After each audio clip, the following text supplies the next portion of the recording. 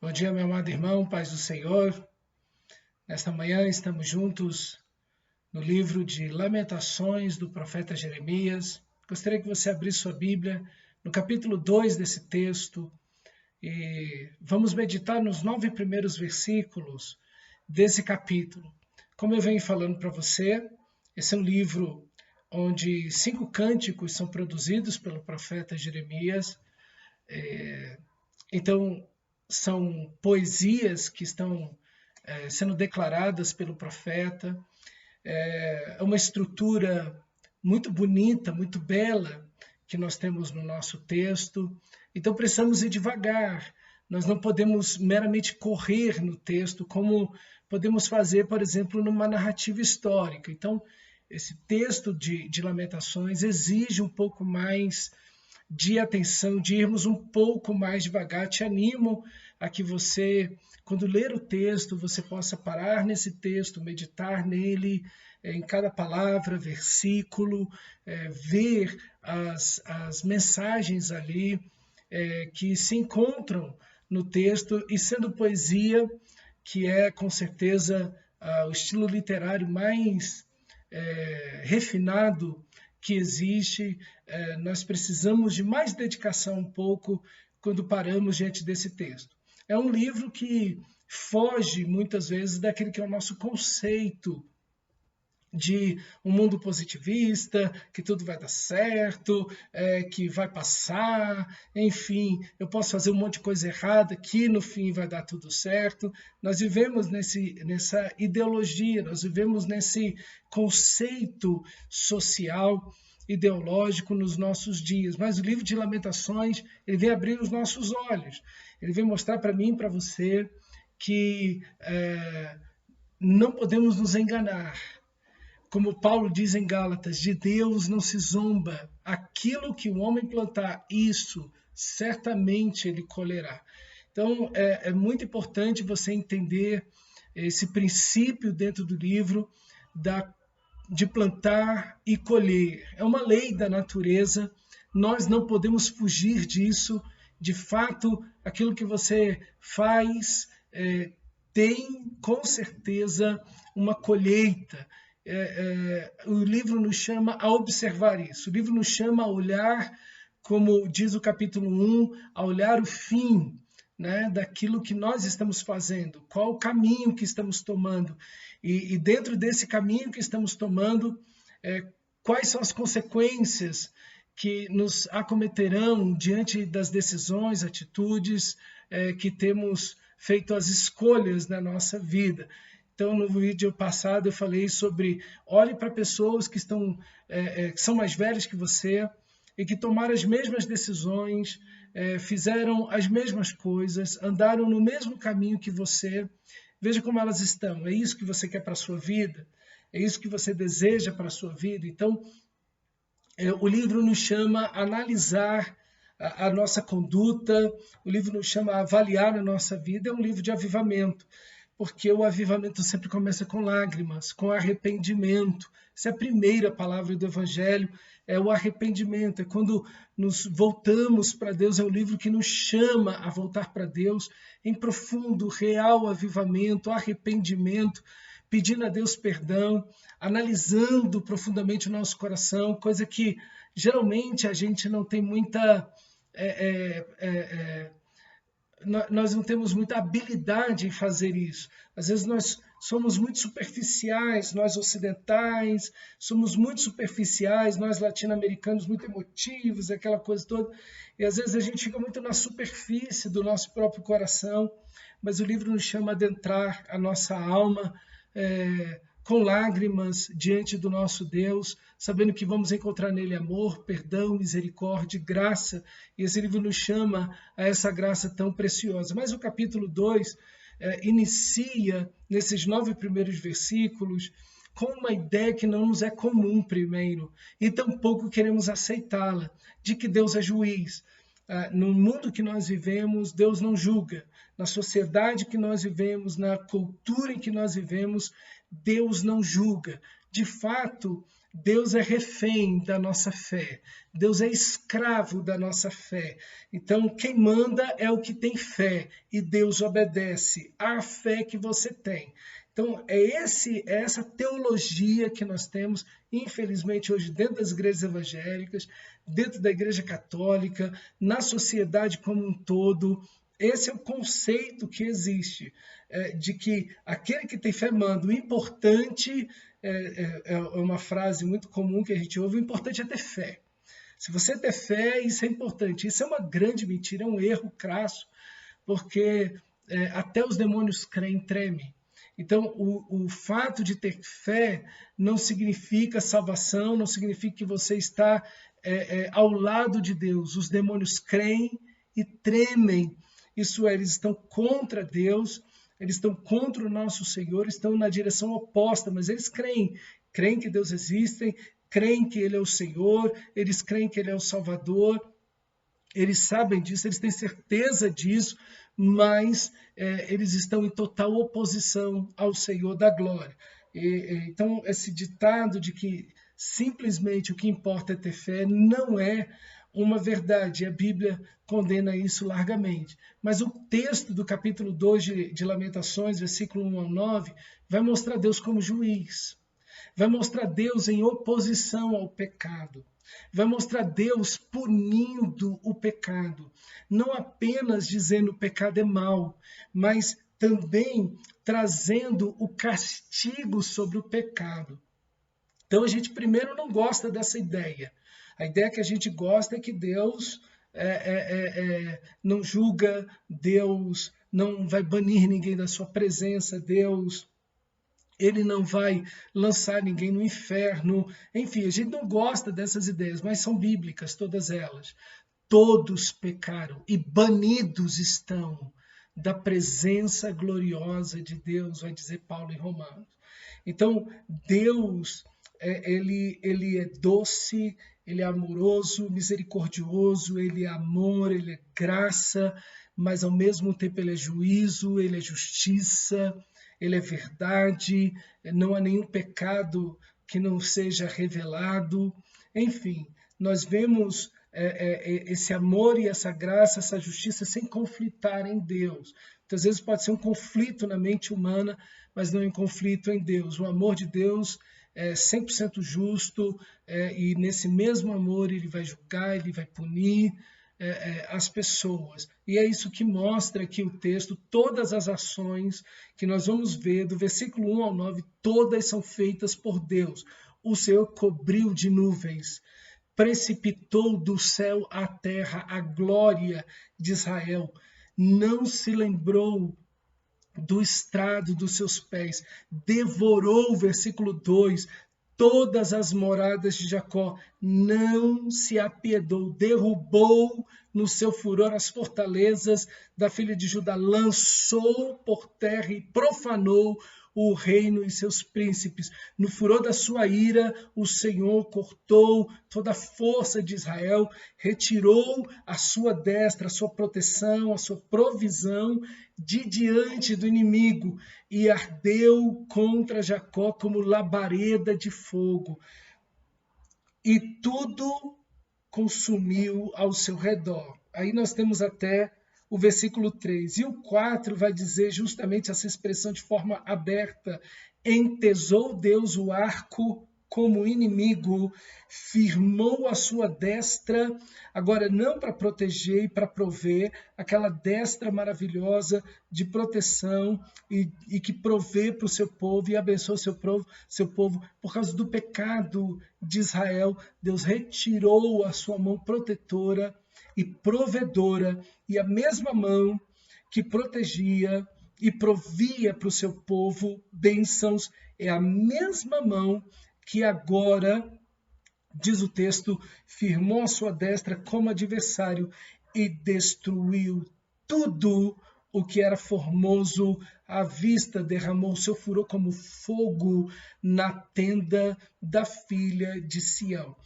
Veja, Deus é bom e santo, e o prazer de Deus, como diz as Escrituras, ele não tem prazer algum na morte do ímpio, Deus não tem prazer nenhum. E o próprio livro de Lamentações, no capítulo 3, vai dizer que Deus não pune com alegria. Deus, ele é um pai, mas que pune. E isso lhe entristece profundamente, mas ele não deixa de punir. Porque se Deus não punisse, ele seria pior do que nós. Se Deus concordasse com os meus e os seus pecados, ele seria pior do que nós. Então, Deus, ele é justo e amoroso ao mesmo tempo, isso não conflita. E diante do pecado, quando o ser humano peca, ele se volta contra Deus, e Deus busca essa reconciliação. E a permanência nesse pecado por parte do ser humano não apenas o faz inimigo de Deus, mas Deus se torna inimigo do homem. Se Deus é por nós, quem será contra nós? É uma pergunta retórica. A mesma pergunta já traz a resposta. Ninguém. Mas e se Deus for contra nós? Se nós nos colocarmos em oposição contra Deus, no lugar de estarmos ao lado de Deus, lembre-se, aqui está Judá, aqui está o povo de Deus, aqui está a cidade amada do Senhor, Jerusalém. Está em fogo, está em chamas, como o texto vai dizer, Deus destruiu as muralhas, Deus destruiu o povo, Deus ergueu, levantou e fortaleceu os inimigos e abateu o seu povo. Então Deus faz isso. Nós estamos vendo Deus agir assim em toda a história. E às vezes as pessoas pensam, não, pastor, mas isso é só no Antigo Testamento. No Novo Testamento é outra coisa. Deus no Novo Testamento age de outra maneira. E quando nós olhamos lá no livro de Apocalipse, e não apenas no livro de Apocalipse, mas por causa do nosso tempo, apenas o livro de Apocalipse, nós vamos ver no capítulo 14, versículo 10, assim, também esse beberá do vinho da cólera de Deus. Quem? Os adoradores da besta, os que não seguirem o Senhor, mas seguirem o curso desse mundo. O texto diz, também esse beberá do vinho da cólera de Deus, preparado sem mistura, puro, uma justiça pura, do cálice da sua ira, e será atormentado com fogo e enxofre, o inferno, diante dos santos anjos e na presença do Cordeiro. Veja no livro de Apocalipse, o Novo Testamento, falando da segunda vinda de Cristo, Deus trará juízo e ele mesmo estará presente, como o texto diz, essas pessoas que permaneceram no pecado, na idolatria, na imoralidade, na inimizade, que não buscaram o Senhor, que não viveram à sombra da cruz, que não nasceram de novo, não amaram e serviram a Deus de coração. O texto está dizendo que eles serão atormentados com fogo e enxofre diante dos santos anjos e na presença do Cordeiro. Quem vai estar olhando o castigo, quem estará dando o castigo é o próprio Deus. A mentalidade católica colocou na nossa cabeça de que quem atormenta no inferno é o diabo. Mentira. Pelo contrário, ele vai ser o mais atormentado lá. Ok? Ele será o mais punido, o mais castigado, e o próprio Deus o castigará. Então veja, o texto sagrado nos mostra nitidamente. No capítulo 16 de Apocalipse, versículo 19, e a grande cidade se dividiu em 3 partes, e caíram as cidades das nações. Lembrou-se Deus da grande Babilônia para lhe dar o cálice do vinho do furor da sua ira. Nações inteiras recebendo a disciplina, o castigo e a punição de Deus. Capítulo 17, versículo 4. Achava-se a mulher vestida de púrpura e escarlate, adornada de ouro, de pedras preciosas e de pérola, tendo na mão um cálice de ouro transbordante das abominações e com as imundícies da sua prostituição. E essa mesma mulher, no capítulo 18, é castigada pelo Senhor. Dá-lhe em retribuição, como também ela retribuiu, pagai-lhe em dobro, segundo as suas obras, e no cálice em que misturou bebida, misturai dobrado para ela. Enfim, o que nós vemos é um juízo de Deus. Então, não podemos nos colocar contra Deus. E como fazemos isso? Quando vivemos uma vida em pecado. Por isso que o livro nos chama a analisar a nossa vida. Por isso que o livro de Lamentações e a Bíblia inteira nos chama a olhar a nossa própria vida, a rever o nosso coração, a analisar a nossa vida em arrependimento diante de Deus. Porque Deus não tem problema nenhum em castigar, em julgar, em punir o pecador. E ele faz isso porque ele quer levar ao arrependimento. A Bíblia diz em Hebreus que o pai disciplina o filho que ama e castiga todo aquele que quer bem. Então, Deus ele produz um juízo na vida dos seus filhos, na igreja, na vida do cristão nascido de Deus. Ele produz castigo, disciplina, para que o seu filho retorne ao caminho, seu coração seja de inteiro a Deus, mas Deus também pune o ímpio, pune as nações. Então Deus é o juiz de toda a terra. E aqui não ficou para trás aqueles falsos judeus, né, que diziam que serviam a Deus e tudo, mas que não estavam vivendo uma vida correta. Jeremias não, Jeremias é como um cristão verdadeiro, ele é um servo de Deus, ele é um profeta de Deus, ele é alguém que está servindo ao Senhor. Nós temos que ser como Jeremias, a igreja precisa ser como Jeremias, um profeta de Deus, um homem santo de Deus, que ama a palavra, que tem comunhão com o Senhor, né, que de uma vida poderosa em santidade, sendo sal e luz no mundo, vivendo ao lado do Senhor. A igreja, o cristão, precisa ser como Jeremias.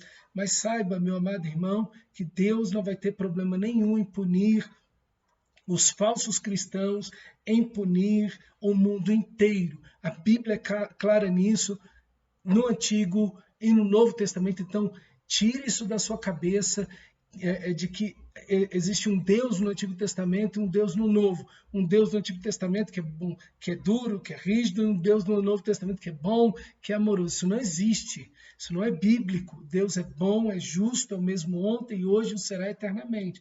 E ele julga. Agora, o texto sagrado, versículo 5, diz: tornou-se o Senhor como inimigo, devorando Israel, devorou todos os seus palácios, destruiu as suas fortalezas e multiplicou na filha de Sião o pranto e o choro. Veja, Deus, nesses 3 versículos, o versículo 3, 4 e 5, Deus se põe como inimigo pela vida de pecado que o povo de Israel vive. Mas no versículo 6, Deus vai demolir o templo. Deus vai destruir o templo que ele mesmo mandou edificar. Deus vai destruir os altares, Deus vai destruir o culto, Deus vai destruir as ofertas, Deus vai destruir tudo isso. Por quê? Porque fizeram disso um meio de lucro, de ganho, profanando o nome do Senhor, simplesmente meros religiosos, pessoas que oram religiosamente, que leem a Bíblia religiosamente, que vão ao culto religiosamente, mas que vivem uma vida de pecado, de mentira, de roubo, de adultério, uma vida que não tem absolutamente nada a ver com o culto que presta. Então Deus olhou toda aquela estrutura. E aí tem um ponto importante: Deus não está comprometido com estruturas. Deus não está comprometido com sistemas religiosos. Deus está comprometido com a sua própria glória, com o sangue do seu Filho e com os seus eleitos, nos quais habita o Espírito, aqueles que de fato são cristãos verdadeiros e não nominais. Deus está comprometido aí, e não com estruturas religiosas. Deus não tem problema nenhum em destruir o templo aqui, e na época de Jesus, 500, 600 anos depois, Deus novamente destruiu o templo porque fizeram da casa do meu pai uma caverna de ladrões. Então, nós precisamos ter cuidado. Aquilo que é sagrado, o culto, ofertas, dízimos, oração, tudo aquilo que é sagrado, que está na atmosfera do santo, do sagrado, precisa ser extremamente respeitado. Você precisa ver o comportamento, o seu próprio comportamento no culto. Paulo adverte a igreja em Corinto, a gente acha que isso é só no Antigo Testamento.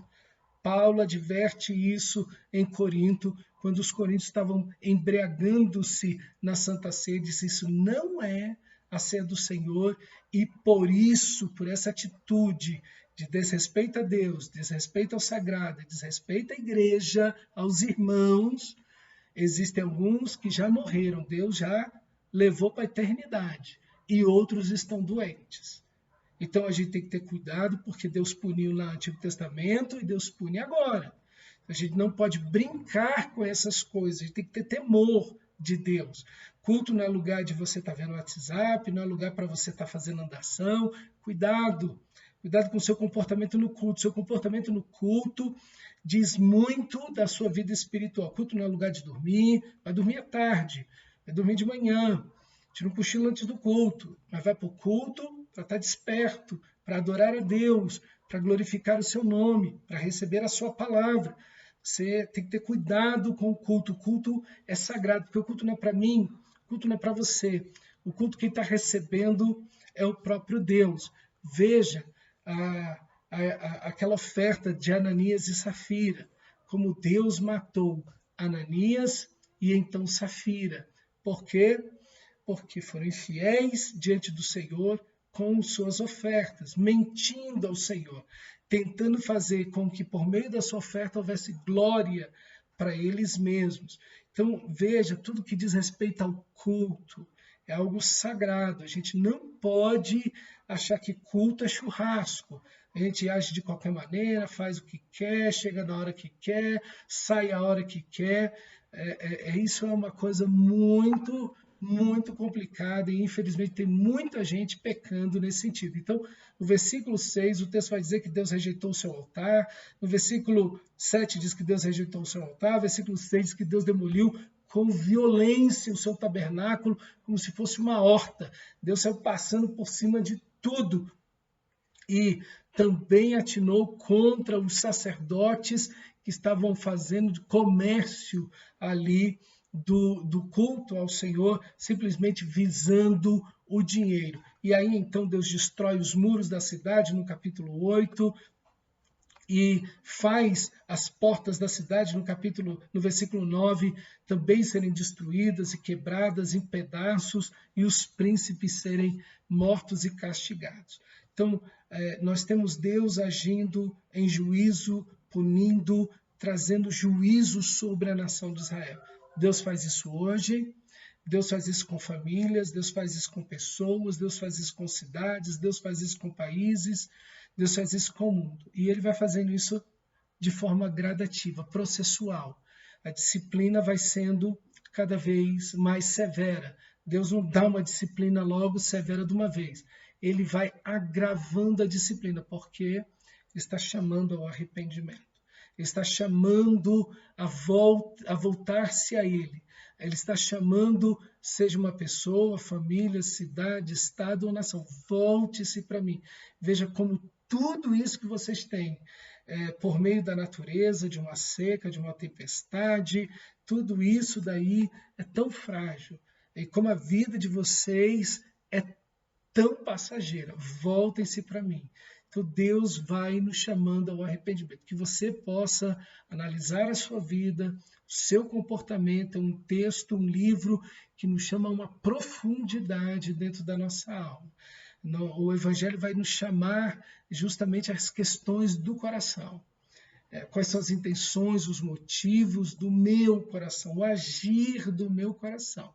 O Evangelho sempre vai nos chamar a isso, que você possa olhar para dentro de si mesmo, analisar todos esses aspectos na sua vida, analisar o arrependimento e a vida, condutas, decisões que você tem tomado, a sua vida espiritual, sua vida de oração, sua vida de culto, sua vida de fidelidade financeira ao Senhor, que em tudo a sua vida de fidelidade em santidade diante de Deus, santidade com seu cônjuge, com seus filhos, com seus pais, enfim, uma vida de santificação, porque sem ela ninguém verá o Senhor.